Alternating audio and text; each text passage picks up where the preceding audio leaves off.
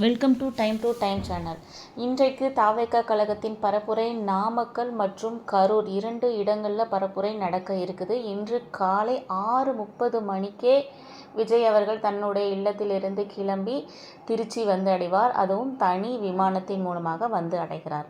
அதன் பிறகு ஒரு சில நிர்வாகிகள் மட்டும் அந்த இடத்துக்கு வருவாங்க. அங்கு இருந்து கிளம்பி 90 கிலோமீட்டர் மார்க்கமாக சாலை பயணமாக நாமக்கலை வந்து அடைகிறார். நாமக்கலை வந்து அடைந்து மக்களை சந்தித்து அவர்களின் குறைகளை கேட்டறிந்து தன்னுடைய கருத்துக்களையும் தெரிவித்து தனது பரப்புரையை முடித்துவிட்டு அங்கிருந்து கார் மூலமாக கரூரை சென்றடைந்து கரூரில் தனது பரப்புரையை நிகழ்த்திவிட்டு அங்கிருந்து மறுபடியும் திருச்சி விமான நிலையத்திற்கு சென்றடைந்து சென்னை செல்ல இருக்கிறார்.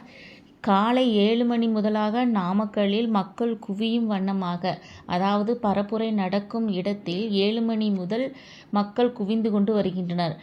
பரப்புரையானது 11 மணியளவில் நடக்க இருக்கும் என நினைத்தால், ஆனால் மக்களின் கூட்டமோ 7 மணி முதல் துவங்கியுள்ளது. அதே போன்றுதான் கரூரிலும் மக்களின் கூட்டம் அதிகரித்து வருகிறது. மற்ற கட்சிகளுக்கு இல்லாத கட்டுப்பாடுகள் தாவேகா கழகத்துக்கு மட்டும் அதிகமான கட்டுப்பாடுகள் விதிக்கப்பட்டு பரப்புரைக்கு செயல்படுத்தியுள்ளனர்.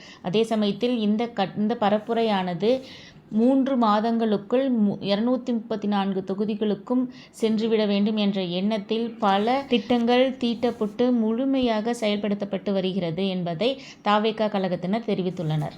பரப்புரை நடத்துவதற்கு இடம், நேரம் என அனுமதி கேட்கும் பொழுது ஒவ்வொரு முறையும் பல கட்டுப்பாடுகள் விதிக்கப்படுகிறது.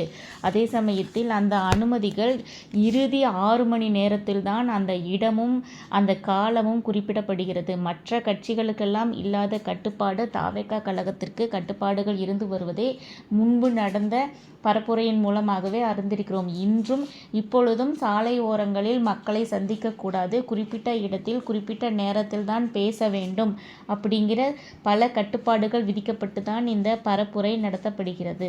தாவேகா கழகத்தின் ஆரவாரத்தினையும் அதே சமயத்தில் விஜய் அவர்களின் வருகைக்காக காத்திருப்பையும் தங்களின் மகிழ்ச்சியை தெரிவித்து கொண்டு ஆடலும் பாடலுமாக தாவேகா என தனது கட்சி பெயரினை கூறி தொண்டர்கள் ஆரவாரித்து வருவதை இந்த பதிவின் மூலம் அறிகிறோம்.